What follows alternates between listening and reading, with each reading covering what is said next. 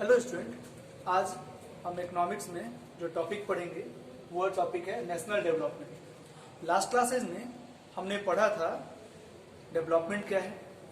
Development के साथ साथ हमने पढ़ा था कि अलग अलग लोगों के डेवलपमेंट गोल्स अलग अलग कैसे होते हैं। इसके बाद हमने पढ़ा था कि कैसे एक व्यक्ति के लिए कोई डेवलपमेंट है तो वो दूसरे के लिए नहीं है। इसके साथ साथ हम लोगों ने इनकम और अदर गोल्स को पढ़ा था, जिसमें हमने पढ़ा था कि इनकम के अलावे भी गोल्स होते हैं जो लोगों के लिए जरूरी हैं, और इसीलिए लोग जो होता है मिक्स ऑफ गोल्स को पसंद करते हैं, वो इंटरेस्ट रखते हैं उसके लिए। आज हम जो पढ़ने जा रहे हैं वो है national development. National development means राष्ट्रीय विकास। आपने लास्ट क्लास में पढ़ा था कैसे एक व्यक्ति के लिए विकास का नजरिया अलग अलग हो सकता है।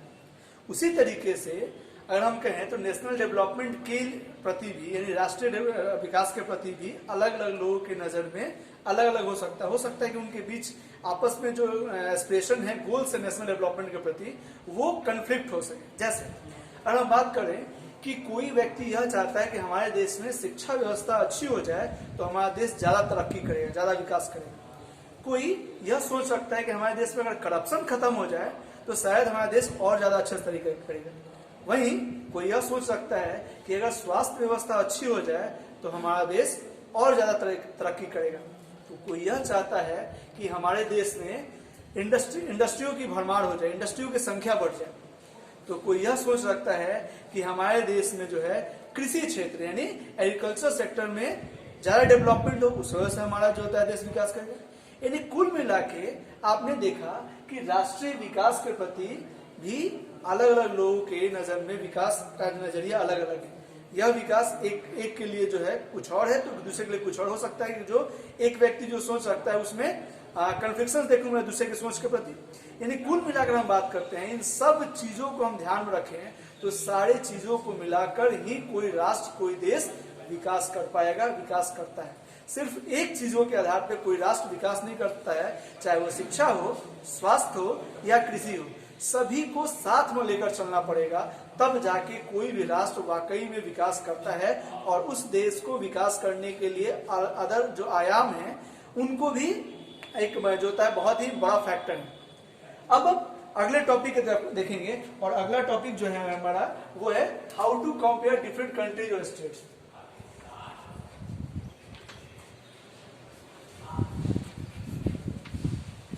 How to compare different countries और स्टेट्स। मतलब कैसे हम अलग अलग राष्ट्रों के बीच, अलग अलग राज्यों के बीच जो है हम लोग कंपैरिजन करने का काम करेंगे कि कौन सा राष्ट्र ज्यादा विकासशील है और कौन सा राष्ट्र कम विकासशील है, या कौन सा राज्य ज्यादा समृद्ध है और कौन सा राज्य कम समृद्ध है, खुशहाल है।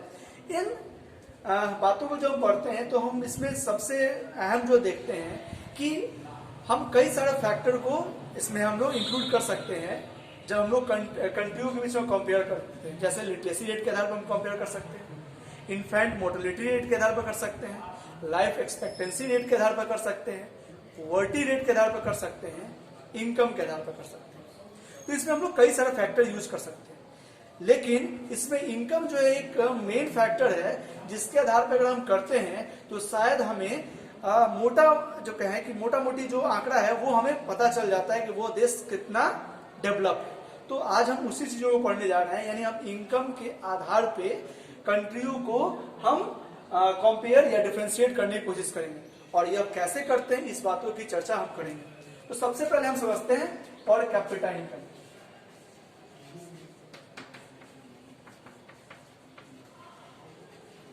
जिसे हम लोग पीसीआई भी कहते हैं, पीसीआई शॉर्ट में, और इसे हम लोग एवरेज इनकम के नाम से भी जानते हैं। पर कैपिटा इनकम मतलब प्रति व्यक्ति आय, या एवरेज इनकम मीन्स भी मतलब औसत जो आय हुई वो कहलाती है। अब इसका निकालने का क्या तरीका है? निकालने का जो तरीका है वो है total income of a country divided by total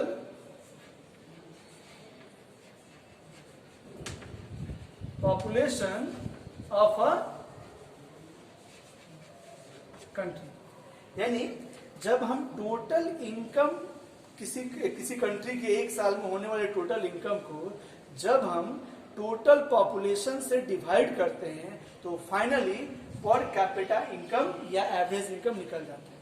ये कैसे और किस रूप में है, तो इसको हम एग्जांपल समझते हैं कि सपोज अगर किसी कंट्री का जो वार्षिक आय है, यानी एक साल में जो होने वाली इनकम है, एक साल के आधार पर इसको हम निकालते हैं, तो वार्षिक आय जो है वो अगर मान लेते हैं कि वो जो है 1 लाख रुपए है और वहां रहने वाले जो लोग हैं उनकी जो संख्या है वो 1000 लोग हैं वहां। तो जब हम total income of a country को टोटल पॉपुलेशन से जब डिवाइड करते हैं तो फाइनली पीसीआई रहता है, यानी हम इसे जब कट करेंगे तो फाइनली जो निकल के आएगा यानी 100 जो है 100 रुपए जो है वो उस देश का पर कैपिटा इनकम है, यानी उस देश में रहने वाले जो लोग हैं उसमें प्रति व्यक्ति की जो औसत आय है वो 100 रुपए। ऐसा नहीं है कि ये इतना ही है, नहीं, ये औसत आय है। हो सकता है कि उस कंट्री में कोई 5 लाख रुपए भी सालाना कमाने वाला हो, कोई हो सकता है कि 5 करोड़ भी कमाने वाला हो सकता है कोई वहां साल भर में मात्र 50,000 भी कमाने वाला हो। तो यह औसत आय निकाला जाता है जिससे कंट्री और स्टेट्स के बीच में आसानी से कंपेयर किया जा सके। ये आपने जो है पर कैपिटा इनकम एनसीईआरटी में जो है वो टेबल 1.2 जो है वो दिया हुआ है, जिसके बेसिस पे आप जो है कंट्रियों का पर कैपिटा इनकम निकालने का एक एग्जांपल दिया है। जैसे पीसीआई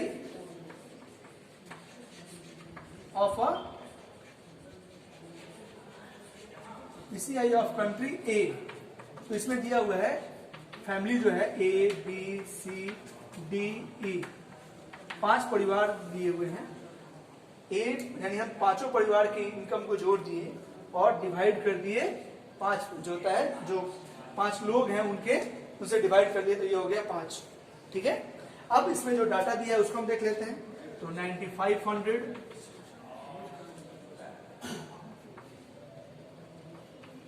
10,500, 9,800, 10,000 प्लस 10,200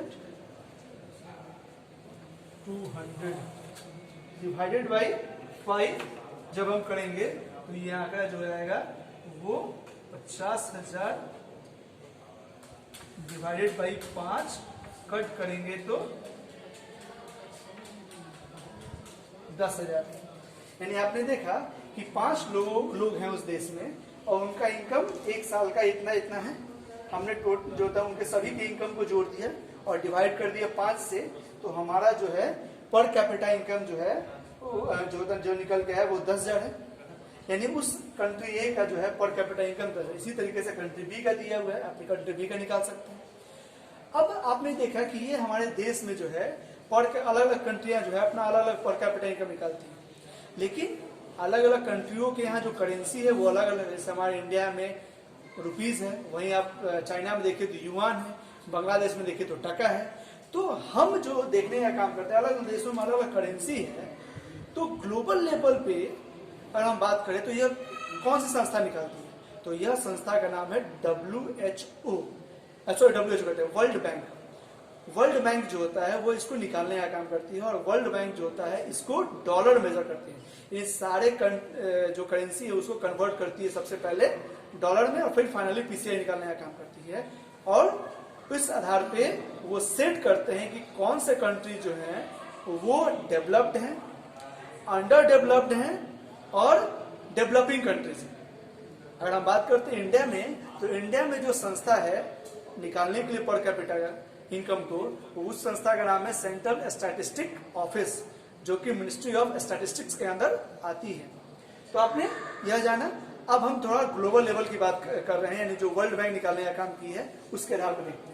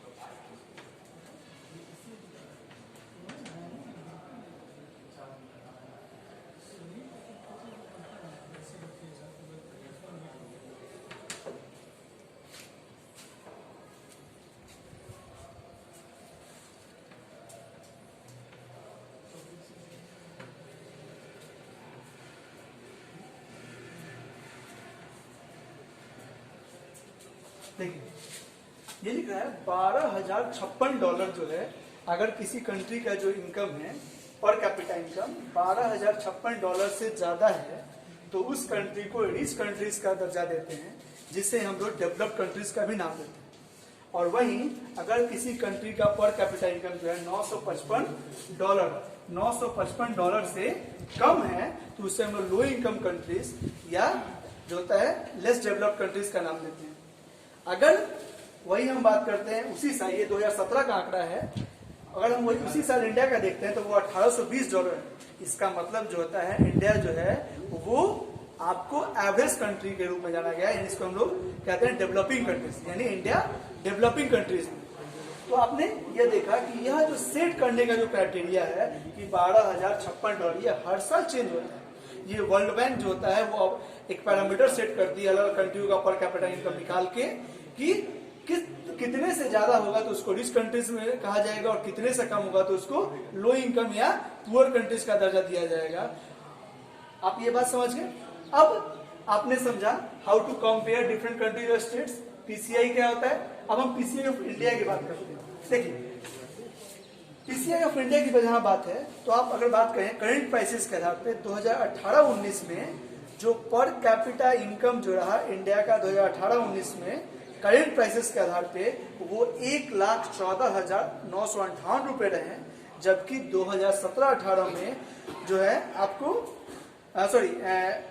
2018-19 में 1,26,406 रहे, जबकि 2017-18 में 1,14,958 रहे। ये करंट प्राइसेस के आधार पे। अगर हम बात करते हैं रियल टर्म्स के आधार पे जो कि 2011-12 के प्राइसेस के आधार पे देखा गया तो उस आधार पे 2018-19 में 92,565 रहा और वहीं 2017-18 में 87,623 रहा। अगर हम पर कैपिटा इनकम में इंक्रीज का परसेंटेज बताएं तो वो है 5.64% है।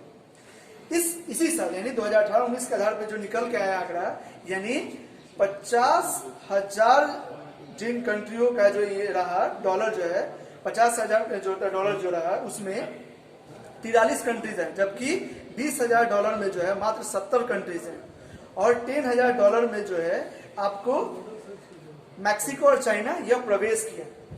यानी उस साल कुल मिला के जो है लगभग आपको 1,000 से कम में जो है 27 ही कंट्रियों की इकोनॉमी जो है वो लो रही। यानी यह 2018-19 का आंकड़ा आपने समझ लिया। अब हम अगला देखते हैं convert 1,000 Indian rupee into dollar. इसलिए हम बात कर रहे हैं क्योंकि आपने अभी देखा कि जो आपको वर्ल्ड बैंक है वो डॉलर में मेजर करती है पर कैपिटा इनकम अलग अलग देशों का, चाहे वो बांग्लादेश हो, इंडिया हो, चाइना हो, कनाडा हो, रसिया हो, कोई भी हो। तो उसमें हमें यह समझना जरूरी है कि कैसे हम अपने इंडियन रुपीज को डॉलर में कन्वर्ट करेंगे। तो हमने सपोज आंकड़ा ले लिया है कि $1 यानी यह जो अगर देखा जाए अगर अभी के आधार पर देखा जाए तो 75.83 रुपए, यानी $1 जो है उसके मुकाबले हमारी इंडियन करेंसी की जो वैल्यू है वो 75.83 रुपए है। ये आप देख रहे हैं। तो अब इसे अगर हमको चेंज करना है डॉलर में, 1,000 रुपए को डॉलर में चेंज करना है तो सिंपल सा 1,000 डिवाइडेड बाई 75.83 रुपीज को जब हम चेंज कर देंगे तो हमारा आंकड़ा यह निकल के आ जाएगा कि कितना हुआ। और यह जो आंकड़ा है वो निकल के आया 13 यानी 1,000 रुपए जो है उसको अगर हम डॉलर में चेंज करते हैं तो वो निकल के आया $13.18। इसी तरीके से आप इंडियन रुपीज को चाइना की जो करेंसी है युआन उसमें आप चेंज कर सकते हैं कि 1,000 इंडियन रुपी को अगर हम चाइनीज करेंसी में चेंज करते हैं तो कितना आंकड़ा निकलेगा। तो आज के टॉपिक में आपने बहुत सारी बातों को समझने का प्रयास किया। सबसे पहले नेशनल डेवलपमेंट क्या है, दूसरा हम लोग जो है अलग अलग कंट्री और स्टेट्स को कैसे कंपेयर करते हैं, तीसरी बात आपने समझा पर कैपिटा इनकम क्या है, पर कैपिटा इनकम कैसे फाइंड करते हैं, पर कैपिटा इनकम आपके एनसीईआरटी का जो सॉल्व रहा उसको मैंने बताया। Per capita income of India जो है वो क्या है, आपने 2018-19 का आंकड़ा पढ़ा, 2017 का पढ़ा डॉलर में, और जो वर्ल्ड बैंक है वो जो होता है वो कैसे जो है मेजर करने का काम करती है, डॉलर में ही क्यों करने का काम करती है, फिर आपने लास्ट में पढ़ा कि जो था कैसे हम अपने इंडियन रुपीस को डॉलर में या चाइनीज करेंसी में हम लोग कन्वर्ट कर सकते हैं। आज तक के लिए धन्यवाद।